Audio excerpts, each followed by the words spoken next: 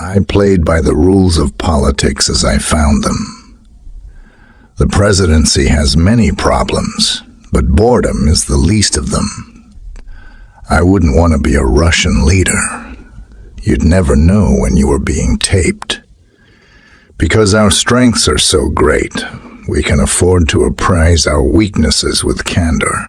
Federal and state laws should be changed to no longer make it a crime to possess marijuana for private use. We are faced this year with the choice between the work ethic that built this nation's character and the new welfare ethic that could cause that American character to weaken.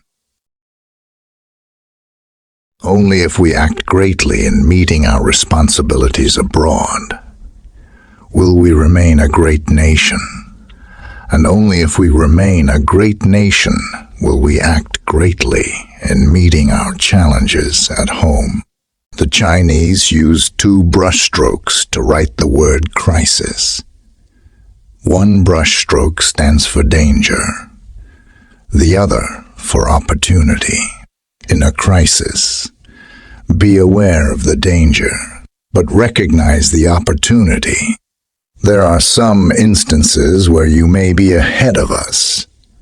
For example, in the development of the thrust of your rockets for the investigation of outer space. There may be some instances in which we are ahead of you. In color television,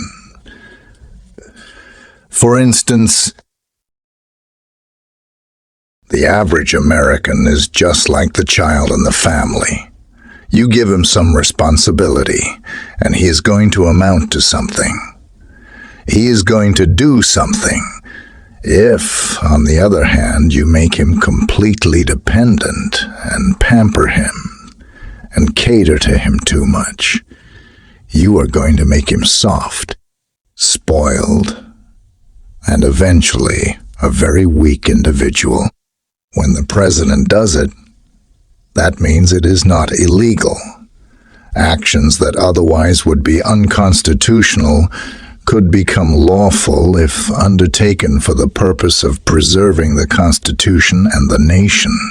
This nation was torn apart in an ideological way by the war in Vietnam, as much as the Civil War tore apart the nation when Lincoln was president. The independence of Ukraine is indispensable.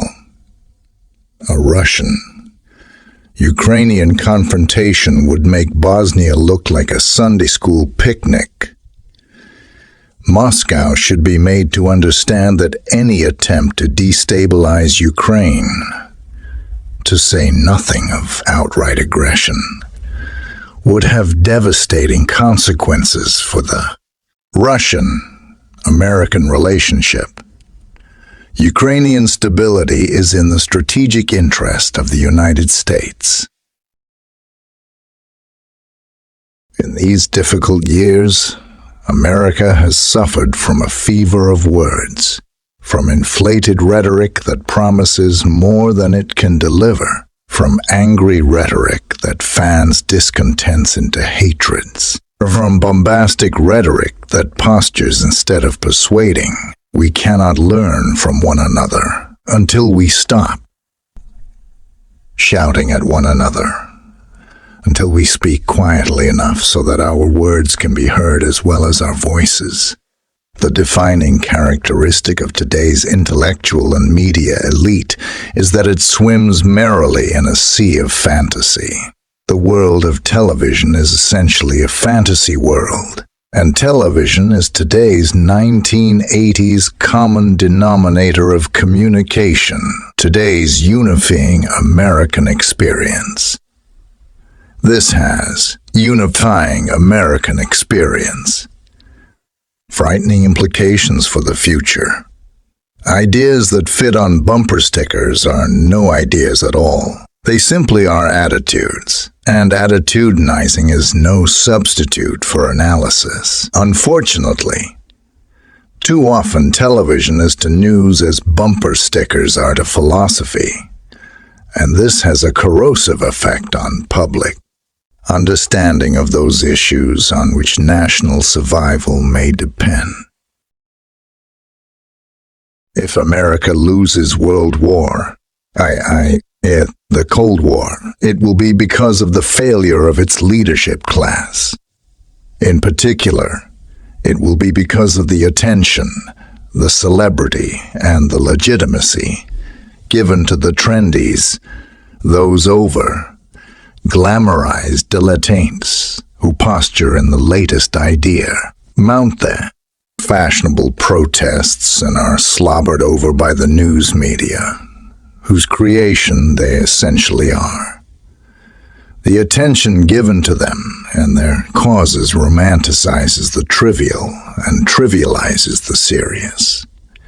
It reduces public discussion to the level of a cartoon strip. These trendies are ready with an opinion at the drop of a microphone, and their opinions are treated as news, not because they are authorities, but because they are celebrities.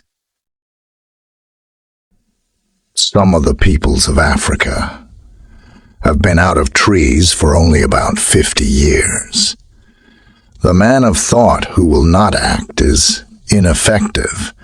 The man of action who will not think is dangerous.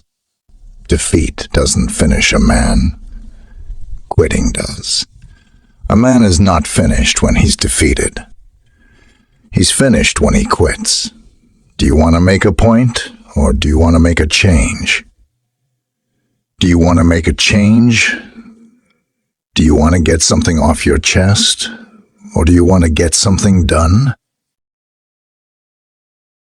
Only a few short weeks ago, we shared the glory of man's first sight of the world, as God sees it, as a single sphere reflecting light in the darkness. In that moment of surpassing technological triumph, men turned their thoughts toward home and humanity, seeing in that far perspective that man's destiny on earth is not divisible.